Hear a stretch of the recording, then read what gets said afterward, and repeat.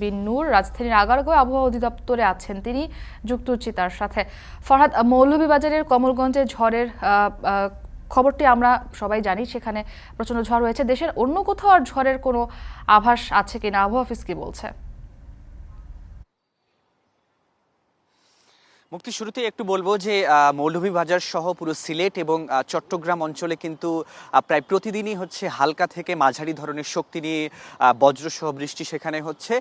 তবে সেই বজ্রসহ বৃষ্টির দীর্ঘায়িত্ব কিন্তু খুব বেশি না হবার কারণে সেই অঞ্চলগুলোতেও কিন্তু তাপপ্রবাহের যে বিষয়টি সেখানে কিন্তু খুব একটা প্রভাব পড়ছে না, এবং সারা দেশই আসলে এখন পর্যন্ত আসলে কোনো প্রকার বজ্রসহ বৃষ্টির সম্ভাবনা তেমন একটা না থাকলেও স্থানীয়ভাবে কিছু কিছু জায়গায় হয়তোবা সেই বজ্রসহ বৃষ্টি হতে পারে, খুবই হালকা থেকে মাঝারি ধরনের শক্তি নিয়ে।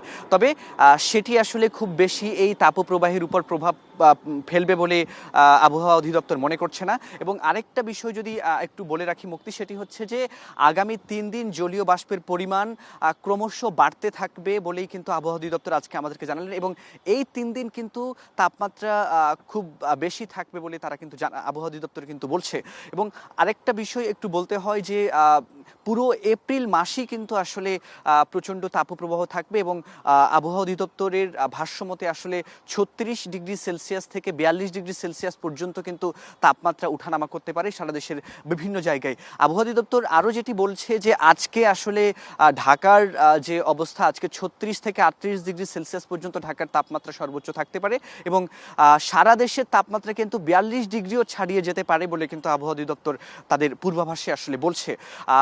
আরেকটা বিষয় একটু বলতে হয় যে তারা কিন্তু বলছেন যে মে মাসেও আসলে এই তাপপ্রবাহ থাকতে পারে বলে আবহাওয়া অধিদপ্তর পূর্বাভাসে বলছে। তবে এই তাপপ্রবাহ আসলে কমবার কোনো তেমন শঙ্কা কিন্তু আভাস কিন্তু এখনো মিলছে না। যদি সারা দেশে আসলে একযোগে বজ্রসহ ভারী বর্ষণ হয় তবেই কিন্তু মানে এই যে তাপপ্রবাহ চলমান সেটি কিন্তু কমতে পারে।